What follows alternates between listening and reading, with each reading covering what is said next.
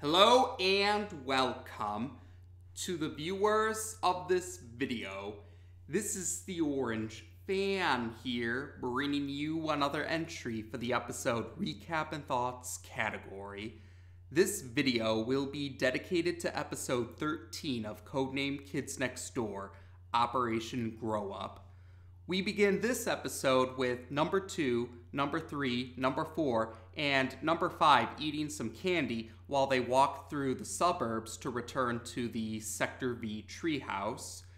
It turns out number 1 has gone off on a top secret mission, although he didn't tell his teammates when exactly he would return. Number 5 figured that it was an example of number 1 enjoying being mysterious. Suddenly, though, they're attacked by the delightful children from down the lane. The delightful children are in a machine that's shaped like a ball, essentially. The bottom half of the machine is a purple metal, while the top half of the ball is a glass container. This ball walks on spider legs, or at least they look like spider legs, mechanical-looking spider legs, and they also have, this machine also has a boot attached to a mechanical leg. The delightful children say that they want to kick the Sector V operatives' butts, although they refer to it as striking them in the posterior using their foot, or their mechanical foot in this case. So the delightful children attack, one by one, they attack the 4 present Sector V operatives. Number 2 is the only one who hasn't been attacked just yet. But then suddenly, number 1 arrives on a jetpack with... he's wearing a jetpack, number 1, and that's when he arrives to help his teammates out.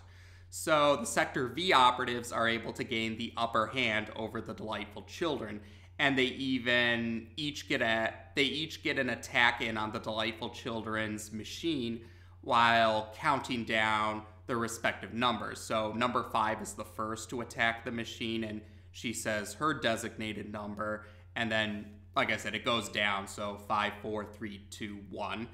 And after that teamwork attack, the delightful children's machine is destroyed, and the delightful children themselves are... the delightful children are booted out of their machine, and then the machine blows up. And number 1 tells the delightful children that if they ever want to get their butts kicked again, they know where to find the kids next door. Suddenly, a storm hits. It's starting to rain. It's a very strong rainstorm now. So the Sector V operatives quickly return to their treehouse. The delightful children, though, they look amongst each other and comment that Father is, as they put it, most unsatisfied. We then head to the delightful children's mansion, and the delightful children are in a room where they're in a room that's filled with, it has a single strip of floor in the middle, and on the sides of the floor there are some spikes coming from the ground, and before the delightful children there's a chair, and we do get to hear Father talk. He's voiced by Maurice LaMarche, and he's using his Orson Welles impression, which he also used for the Brain from Pinky and the Brain, and Simeon from the Dexter's Lab Dial M for Monkey entries. Father, just as the delightful children had suspected, Father comments that he is most unsatisfied, in his words. And Father explains that the kids next door had started off as only a small annoyance to him, which is why he trusted the delightful children to take care of the kids next door for him.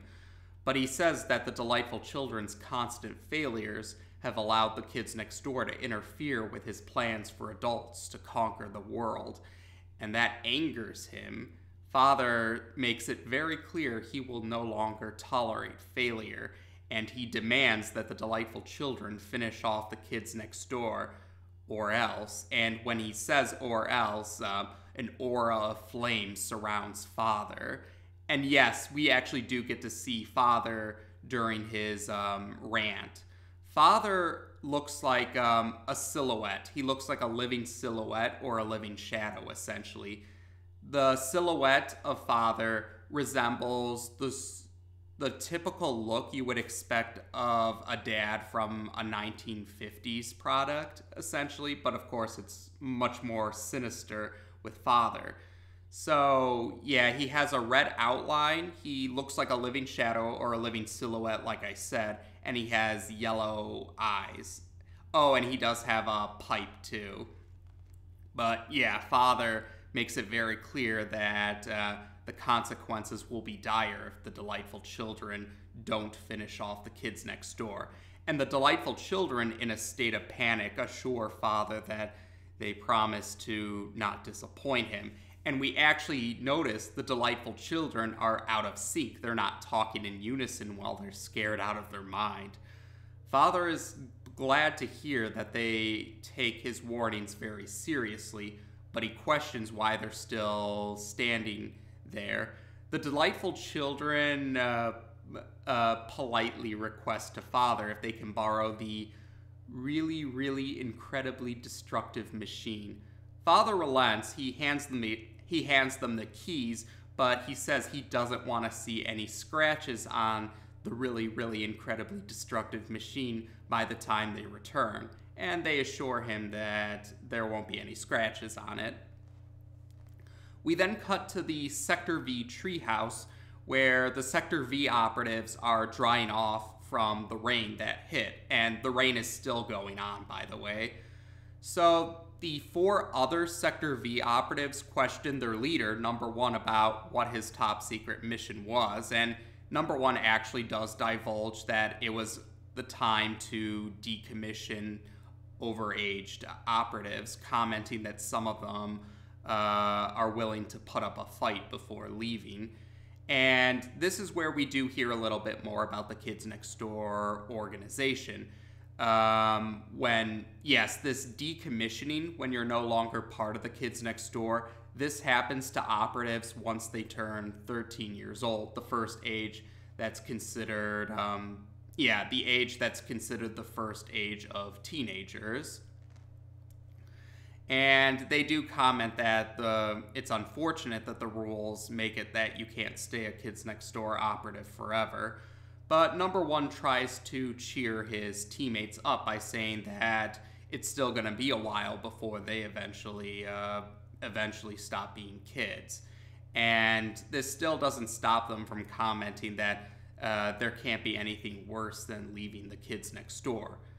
And suddenly, the delightful children have arrived at the Sector V treehouse. They make their presence known by having the really, really incredibly destructive machine breaking a hole through the area of the treehouse that the Sector V operatives are currently in. And yes, the machine is very big. It has all sorts of weapons. Yeah, it has a lot of weapons on it, like missiles and flaming chainsaws and other sorts of like mechanical tentacles.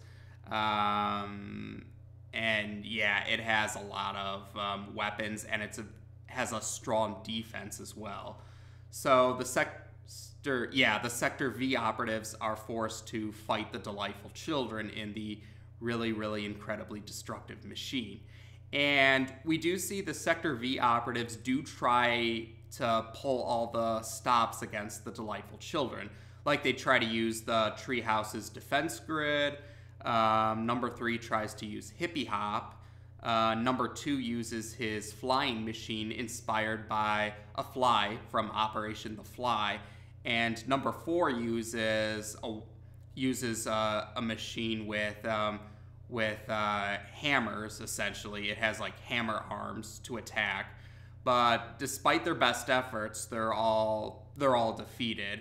Number 2's fly machine, Number 3's Hippie Hop, Number 4's twin hammer arms machine, and Number 5, who's controlling the defense grid, they all go down, which leaves Number 1 left. And the delightful children were singling out number one in particular, or they were particularly interested in going after number one.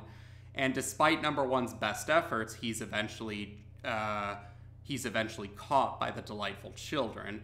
The Delightful Children gloat that now that they've established that the Delightful Children are the ones who can kick the kids next door's butt, they decide to turn, in their words, they decide to turn the kids next door into the kids no more. And they let down the dome surrounding the control part of the machine, and the Delightful Children reveal the age-changing device that Mr. B used back in Operation Cable TV.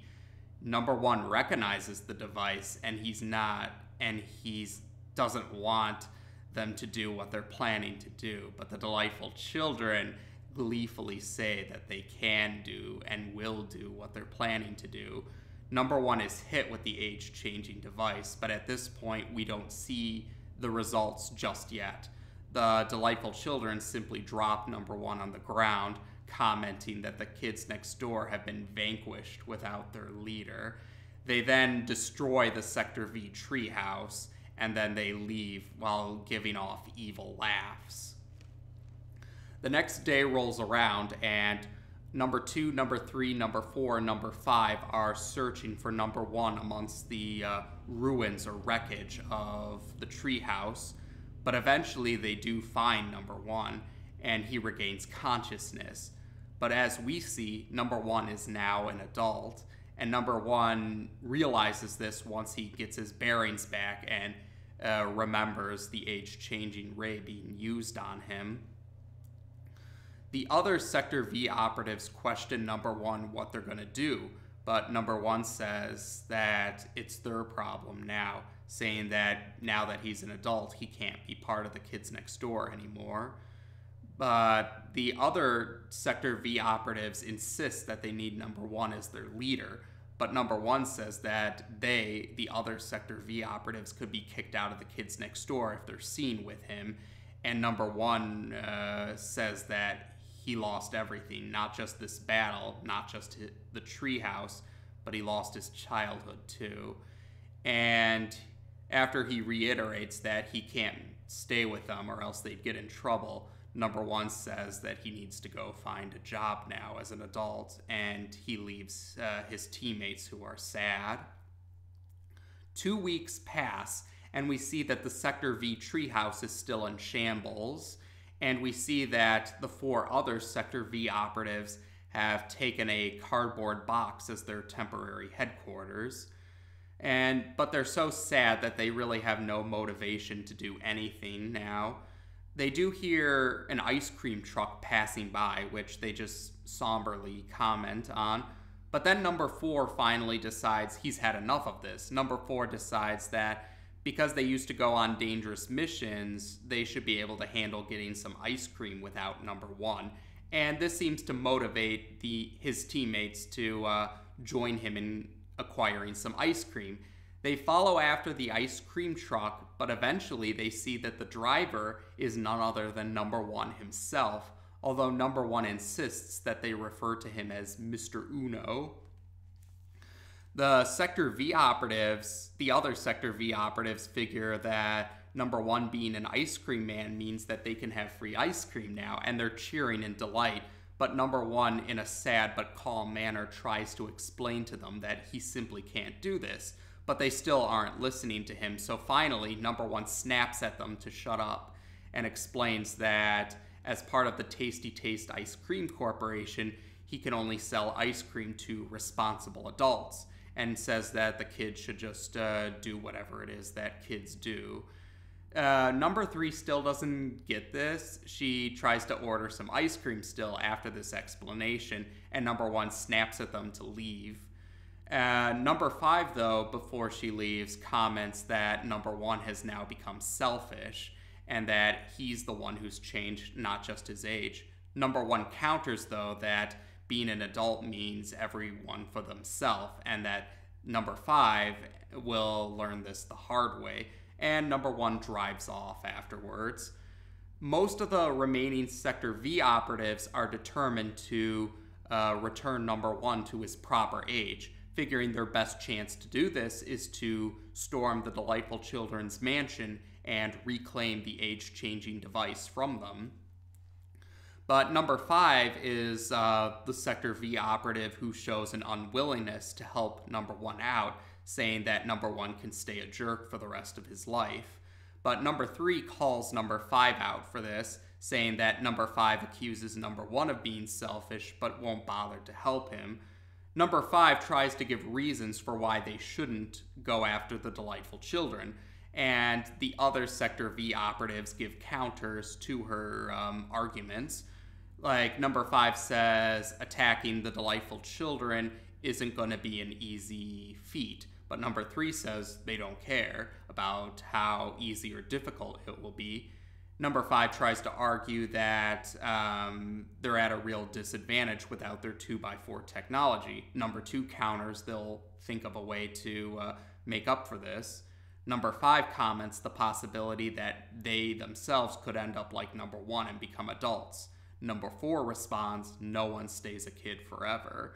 So number 5 decides that they will go through with this, or number 5 responds to the kids next door to take battle stations. So the 4 remaining Sector V operatives head to the Delightful Children's... Yeah, they head to the Delightful Children's mansion by the time night rolls around. Or yeah, it's nighttime now. So they sneak over the wall using a custom seesaw, like made out of wood and rocks. They're able to catapult themselves over the wall surrounding the Delightful Children's mansion. And then they are able to sneak into the mansion. The Delightful Children themselves, they're just sitting in the foyer with the age-changing Ray, and they just keep changing their butler, Jenkins, into different ages. Like, he's normally elderly, but they've changed him into a teenager and an infant as well, and they just cycle through this. The Delightful Children look bored, though, and they admit that they almost miss the kids next door despite finding them pesky. And then that's when the 4 other Sector V operatives make themselves known, and they demand the age-changing Ray. The Delightful Children instruct Jenkins to take care of the Sector V operatives, but then they realize that they have turned Jenkins into an infant at this point in time. So they're trying to change him back to his proper age, but number 4 manages to... Or yeah, the Sector V operatives do manage to kick the age-changing Ray out of the Delightful Children's hands. But then it turns into... it falls on the ground, but they all rush for it, and they're all playing keep away or tugging. Yeah, they're all grabbing onto the age-changing Ray, and they're all trying to get a hold of the age-changing Ray. And during the scuffle, they end up cycling through different ages. Like, first they all get turned into elderly individuals, then they get turned into teenagers, and then they get turned into infants before finally they're back at their usual kid ages. The Delightful Children, though, were the ones who last had the age-changing Ray now, and they decide to set the age-changing Ray for age 0 so that the Sector V operatives will disappear forever. They then gloat about how the Sector V operatives are no match for them without number 1. Although their monologue gets interrupted when they hear the sound of an ice cream truck, and they see an ice cream truck actually breaks through the wall of the mansion and enters the foyer.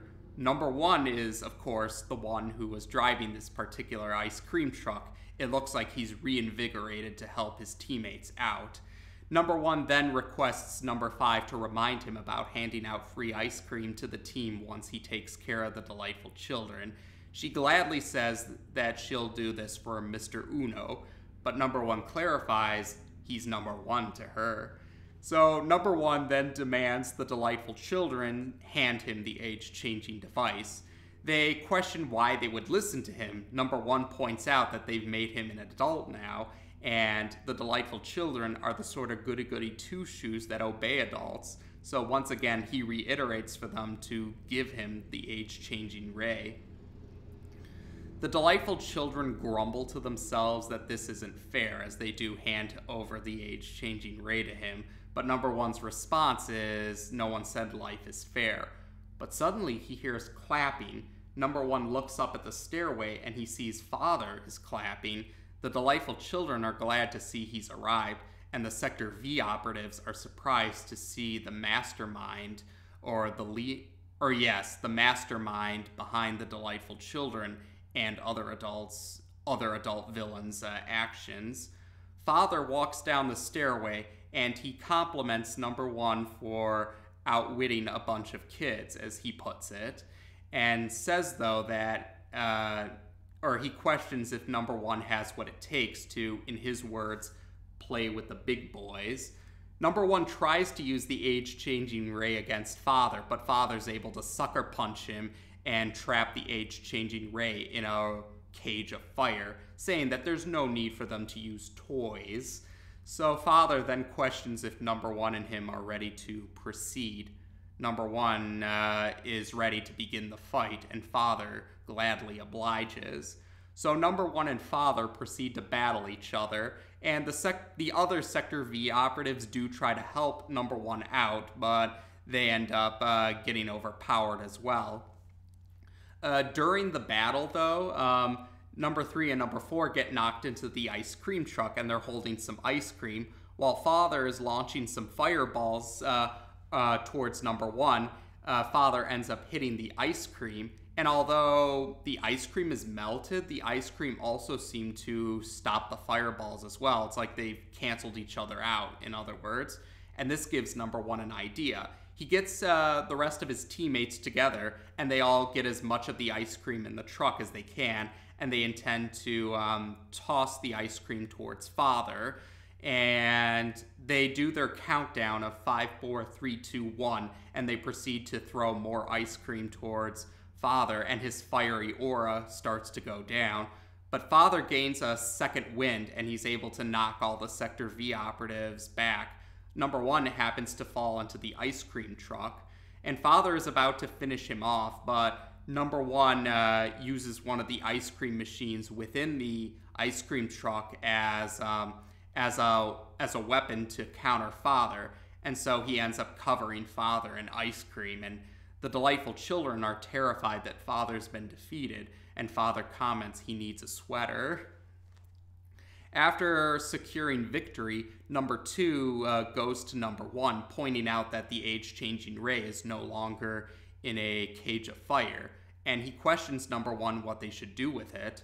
Number 1 tells number 2 he knows exactly what to do with the age-changing ray, and he's glaring at the delightful children and Father. While Father is still shivering, the delightful children are scared out of their minds. They're even whimpering. But number 1 ends up deciding to use the age-changing ray to just turn himself back into his proper kid age. And then number 1 destroys the age-changing ray to ensure it can never be used again. Number 1 tells the delightful children if they or Father ever want their butts kicked, they know where to find the Sector V operatives. So the Sector V operatives leave the mansion, and the sun is rising now. The Sector V operatives return to their treehouse, which is still in shambles, and it's still a sad sight to see. But number 1 assures his teammates that they're not going to become teens or adults for a long time now, and they better make the most of the time they have now. So instead of the usual ending credits, we actually get the ending credits consist of watercolor still images that show the Sector V operatives rebuilding their treehouse, and by the end of it, the Sector V treehouse is restored to its glory, and that's how we end the episode. So there you go, we've had ourselves not just the Season 1 finale, but the first full episode of Codename Kids Next Door. That's to say, an episode which isn't split into multiple segments, but a single story that covers the approximately half-hour time frame. And yes, this was quite a big episode. And Tom Warburton had even commented on his blog posts that he was really excited to finally be able to... Tom Warburton and the staff were really happy to have a full episode because it meant that they had more time to tell a particular story. And yeah, I can understand that. I myself am an individual who takes their time, likes to be very clear and explicit about what I'm trying to get across. And yeah, sometimes there are just some details or some stories where it takes more time to tell, or in other cases, it takes more time to kind of share your thoughts about a story. Because, true, time frame certainly can help with telling a story, but sometimes there are some stories with smaller run times, but they still are condensed with content, so or they're packed with content, so there still is a lot to talk about even with a shorter time frame. And that's always something to keep in mind whenever I provide a recap and thoughts video. Like, sometimes I might have videos that are shorter even if an entry is longer, or I might have a longer video for recap and thoughts even if the entry has a shorter runtime.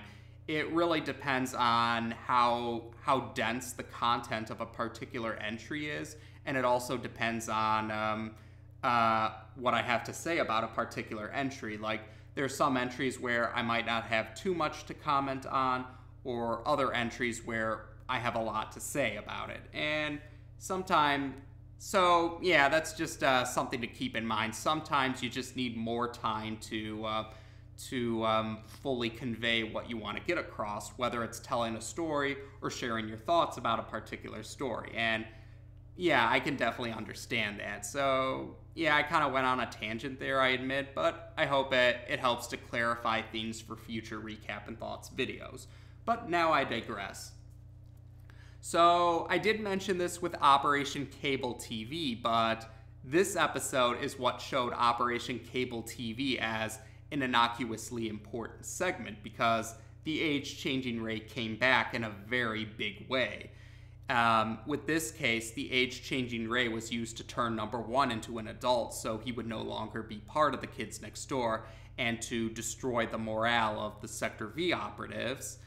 And yes, the events of the age-changing ray is what eventually led to the Sector V operatives meeting Father, the one behind the delightful children in the hierarchy of villains. And actually, yeah, Father is pretty much like the top dog among the villain hierarchy in the series.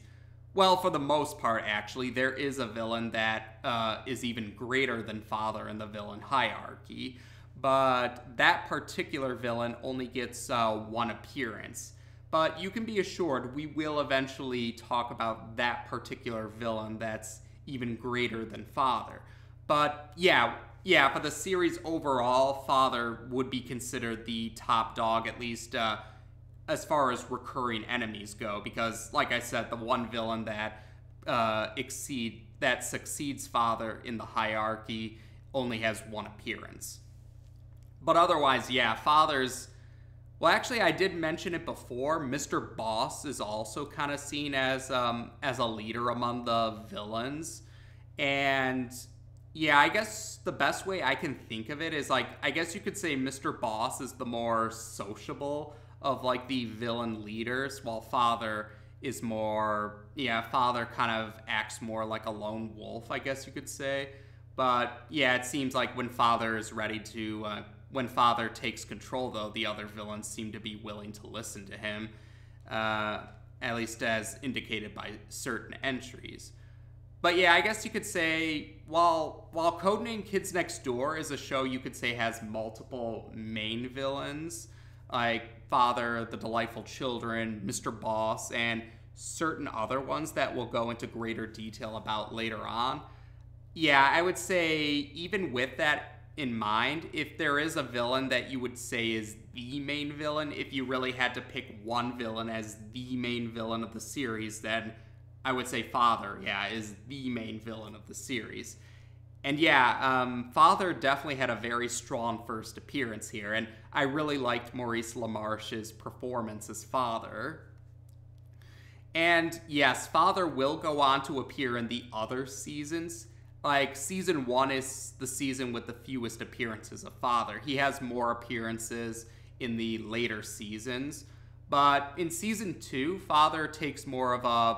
he takes a more behind-the-scenes sort of approach, where we don't really see Father in on the action during season 2, but he's more like just behind closed doors, planning things behind the scenes sort of approach. But yeah, we will still get to see more of Father in the future.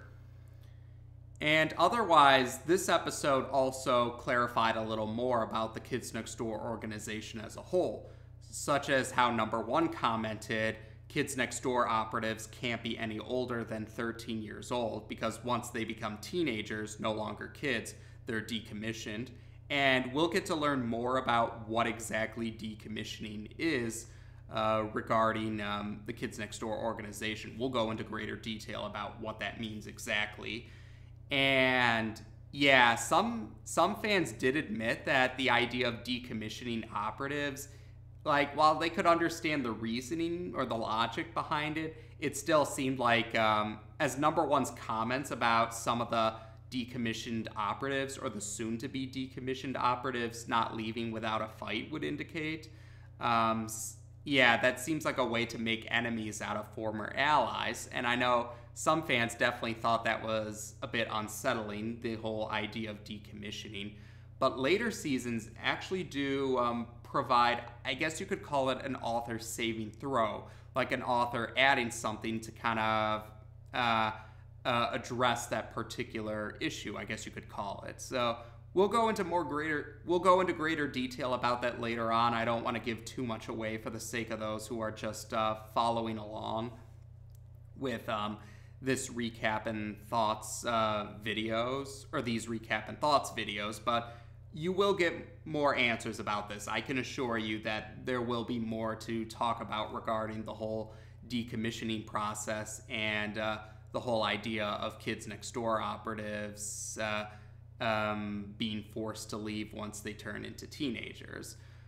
So otherwise, yeah, this episode, like I said, the age-changing Ray was probably the biggest example of the series' serialized nature because it's true, earlier segments did show some serialized elements to it, but Operation G.R.O.W.U.P definitely put it in a more prevalent spotlight because of the age-changing Ray having a big effect for this particular story.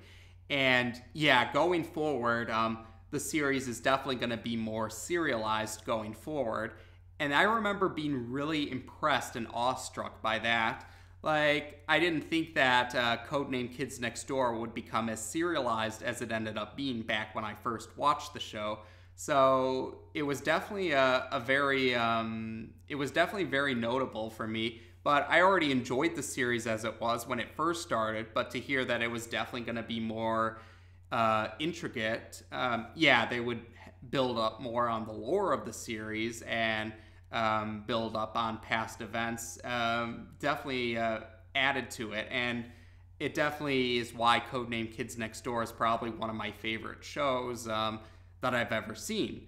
So yeah, and yeah, there were some other continuity nods too in this episode, not just with the age-changing Ray. Like, we got to see some other stuff too, like Hippie Hop, the flying machine inspired by The Fly, and the ice cream trucks from Operation Ice Cream. So yeah, it was definitely cool to see how, yeah, it was more like we've seen serialized elements before, but this episode cranked it up to 11, you could say. And going forward, we're definitely going to have a more serialized feel in the series as we go forward. But otherwise, yeah, so we've now completed recap and thoughts videos for season 1 of Codename Kids Next Door. So we're starting to get closer to the the more usual feel of the series outside of early installment weirdness. Oh, speaking of early installment weirdness, yeah, number 1 not being decommissioned even though he got turned into an adult. Some fans had argued this could count as an example of early installment weirdness, but other fans have pointed out that there actually is a pretty reasonable in-universe explanation for why number 1 didn't get decommissioned after turning into an adult. Simply put, the other the other operatives of the Kids Next Door, the non-Sector V operatives, didn't have a presence in this episode, despite being shown in previous segments and despite being brought up in this particular episode. But it's pretty reasonable to figure that the other 4 Sector V operatives wouldn't have reported about the incident to the rest of the organization, pretty much probably to keep Number 1 safe, or because they still had hope that Number 1 could change back into his proper age. Well, they did eventually come up with that, but yeah, there's no way that the rest of the Sector V operatives would have squealed about Number 1 being aged up to the rest of the organization. So there actually is a pretty reasonable explanation for why Number 1 wasn't subjected to decommissioning. And like I said, it's probably safe to say that they didn't bring up the event to any of their organization. So that also provides a reasonable explanation for why the rest of the organization didn't help the Sector V operatives out. They probably kept silent for Number 1's sake. But there we go now. That was a lot to talk about. But yes, this was not just a full episode, but one with a lot of content to talk about in it, and inspired a lot of thoughts of mine to share with this particular entry. But now we've talked about Season 1 for Codename Kids Next Door as a whole on this channel, so we're going to be going into Season 2 next. But there you go for now. As of this video, we've now discussed Episode 13 of Codename Kids Next Door on this channel. Take care, and until next time.